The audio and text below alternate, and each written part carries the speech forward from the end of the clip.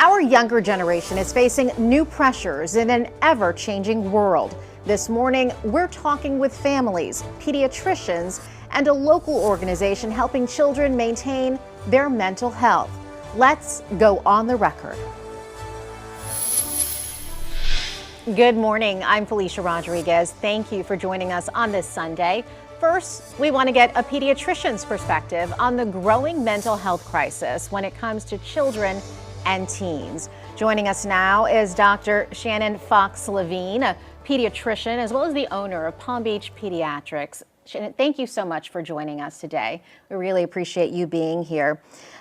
You have been such an advocate for children in the community. If you can, we know for years now you've actually been integrating mental health care into primary care. How are you doing this? Yes, this is my passion personally, but even as a practice now, this is our 40th year in business, and the practice Palm Beach Pediatrics was started with that concept that we give comprehensive care. So comprehensive care is mind and body. We don't separate out, mental diagnoses and physical diagnoses, but that complete child we treat.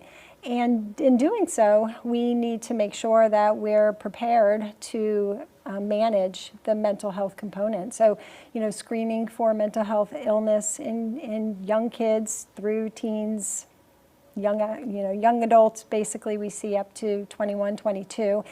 And then having that ability to have the resources to help the kids that need them. And so about 10 years now, I've worked with the Center for Child Counseling, and this past year I became the medical director because of that passion that I have to really try to make this work in primary care and be a model for other primary care centers. What are you seeing out there involving kids and their mental health?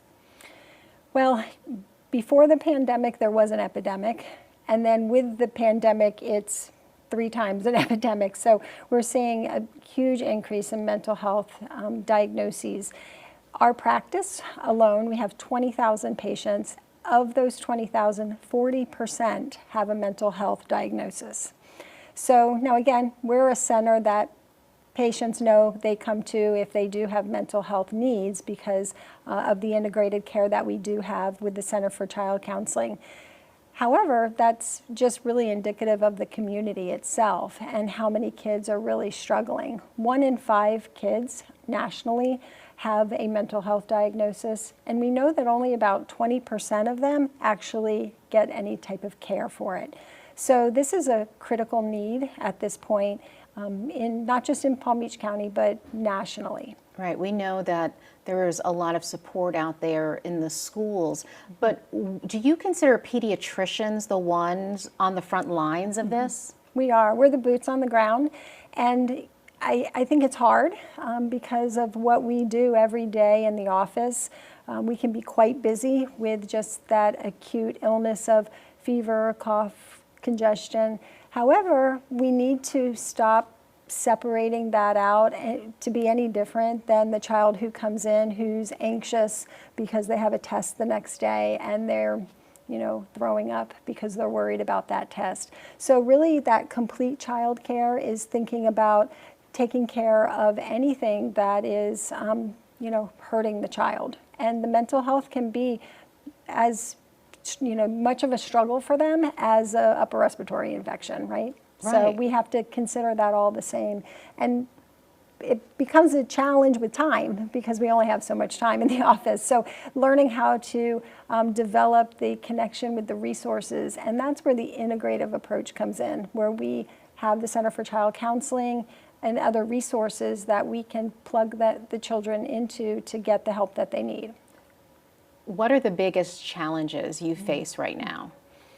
I think the challenge for all pediatricians is, first and foremost, they don't always know what's happening with their patients.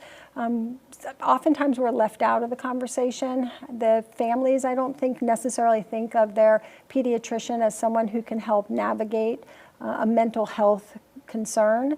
And then when the pediatrician is included, again, it's challenging. There are barriers to care in that we're not really given the amount of time that we probably need to address it. Many don't feel comfortable with the education they've had. So again, to develop a community model where we work with other nonprofits to really help kind of support us where we have those holes in care.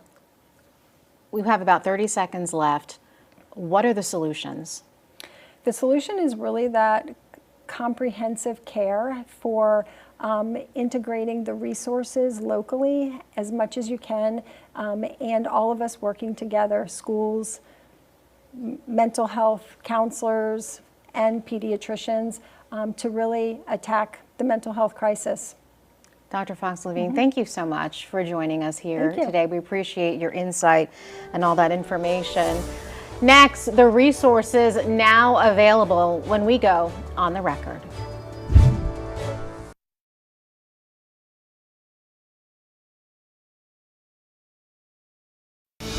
You're watching On the Record on WPBF 25. Joining me now is Renee Lehman, CEO of Center for Child Counseling, here to discuss the resources available in Palm Beach County. Thank you so much for being here. Thank you for having me. Renee, if you will, please talk to me about your role at the center. As CEO, I oversee really what our programs, how we're implementing them, moving our vision and mission forward in Palm Beach County. What is your vision? We are building the capacity of our community to address the mental health crisis that our youth are facing. So not only through the treatment services that we provide, but prevention and early intervention. We know that we can prevent lifelong suffering that comes from having a mental health diagnosis often.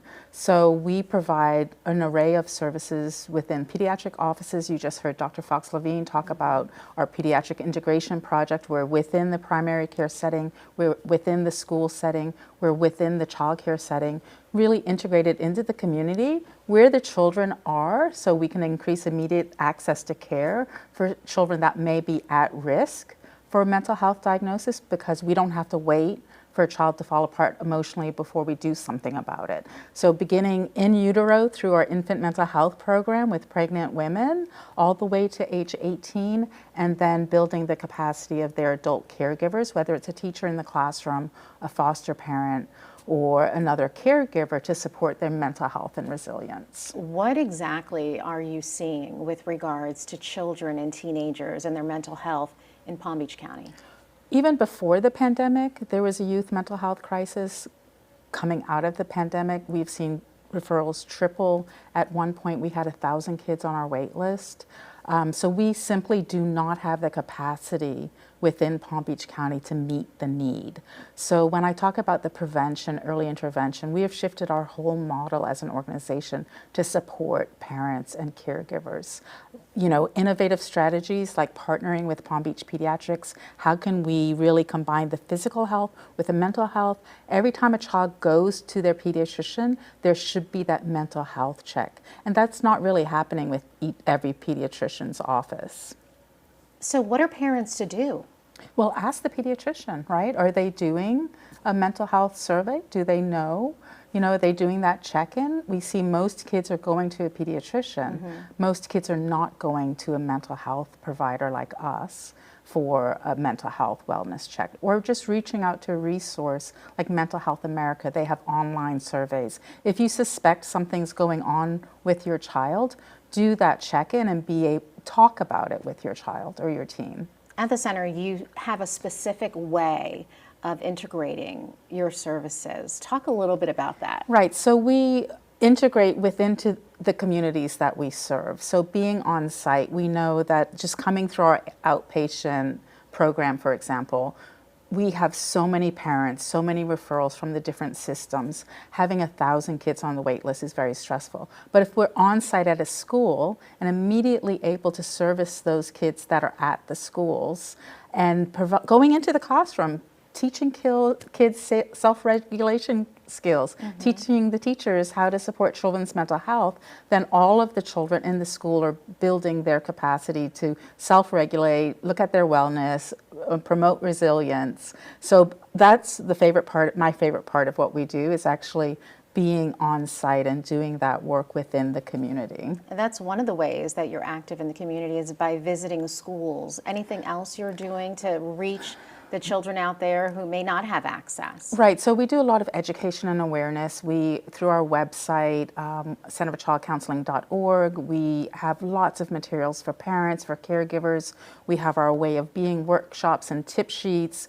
Through coming out of the pandemic, our education and prevention services team developed tips on really hard topics that parents may be struggling with. So based on what we were seeing parents call in about, we developed ways to talk to children about sexual abuse, divorce, war, school shootings. So these are really tough topics that parents don't always know how to talk about. And they were calling us, how do I help my child cope with this? How do I deal with this? We're going through a really bad divorce. What do I do? So being able to provide them with the tips and resources rather than, oh, you need to come in for an assessment, have a mental health diagnosis. No, have the parent really work with their child first. What would you say is the best way for parents and caregivers to access your resources? Well, they can reach out. They can go to our website. If they can't find what they need there, send us an email. We are tapped into not only what we do, but a whole network of nonprofits within Palm Beach County that are supporting children and families. And we have your website right there up on the screen, the Center for Child Counseling.com. .org. .org. Renee Lehman, thank you so much for joining us and for sharing all this vital information. We appreciate everything you do for the community. Thank you for having me. Well, coming up on The Record, we talk to a local family about their personal experience.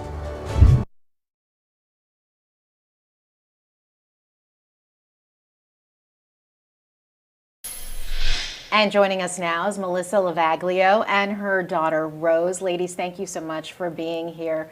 Melissa, I would like for you to tell me a little bit about your family. Okay, so we're a big family. We have 9 children. Age ranges from 26 to 6. It's a big family. Yeah. And you're right in the middle, right, Rose? Mm-hmm. And 6 of our kids have come to us through foster care adoption. And we've fostered around 27 kids in the last 9 years. What are some of the struggles that your family has faced through the years?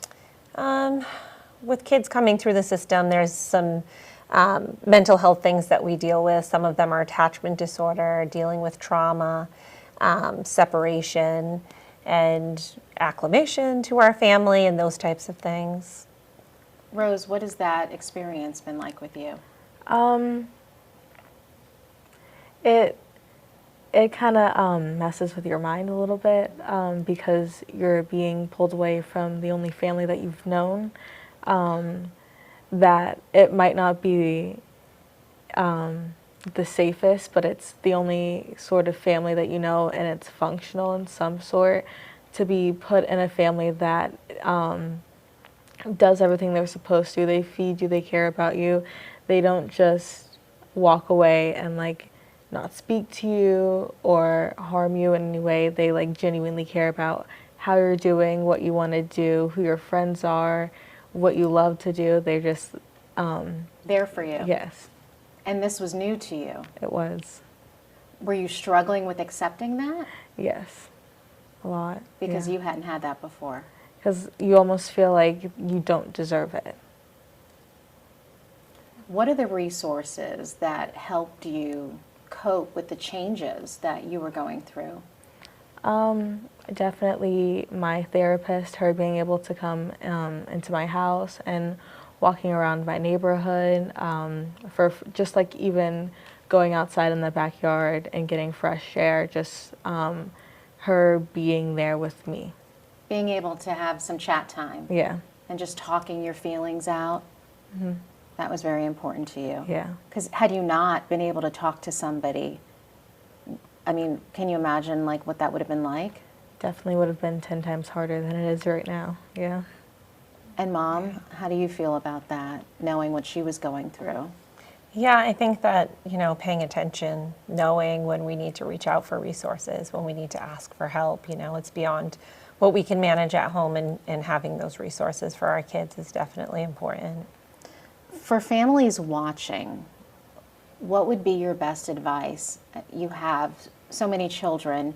You've experienced so many different things with each of them. Yeah. What would be your best advice? To pay attention, for sure. Pay attention. Some of the things that Rose probably wasn't used to is someone checking her phone and asking her questions and pressing when she really wasn't in the mood to tell me everything. But definitely paying attention to your children and knowing when something isn't right and asking for help, not thinking that you can manage it yourself. And Rose, what did you learn from being able to speak with, your counselors or your therapists about communication, about being able, having to kind of share your feelings and talk to your mom about how you were feeling? I think it was more of a, how to put this, speaking to people and telling, like opening up and speaking about your feelings can sometimes like be uncomfortable, especially for someone who has gone through the system multiple times and have been removed. So you don't really know how they're going to react or just like anything with them. So I guess you always have to be on guard, even though you don't have to. It's just like a second nature. Well, it was all new to you, so Yeah. you weren't sure, what the reaction, right, trust, you weren't sure about the trust, like, well, if I tell her how I feel, is that going to change the way she feels about me? Yeah. And Mom, you had to, I guess, anticipate, and kind of be open-minded about what she was coming to you with. Yeah, and having the therapist in our house is helpful because we can do kind of like family time, so being able to get back together and talk about things or like share things before or after a session, like what's going on, and like having Rose understand, or any of my children understand, that there's a trust there with the therapist, with us, with the family. It helps them to understand that they can share their feelings and they're safe. Rose, what would you say to other teenagers in your situation who have been through the system and have had bad luck in other instances, but you have found a wonderful family and things have turned around for you? So what words of encouragement or advice would you give to some other kids out there who may be struggling? Just to find someone that you feel safe with, and that you can tell things to, that they're not going to go and just spread it around, that they're really going to like truly take it to heart and like try to help you, or find somebody to help you. Just trust the people have a good heart. How would you describe life now at home? It's an adventure every day. Having a lot of kids in the house, it's fun. It can be loud, but overall, I wouldn't change it for the world. Yeah. Melissa? Yeah, same. There's a lot of chaos, but it's good. It's good working with kids is good.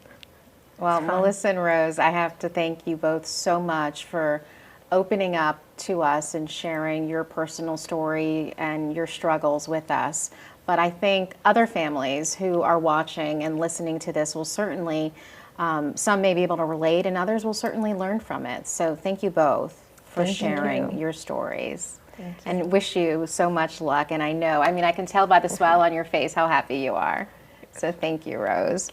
And thank you for being here. We'll be right back.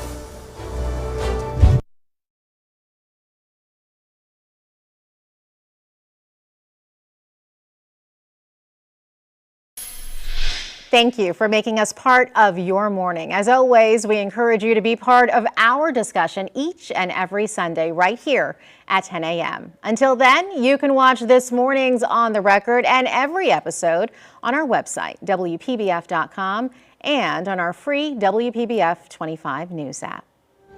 Matter of Fact with Soledad O'Brien is next. We'll see you again next Sunday.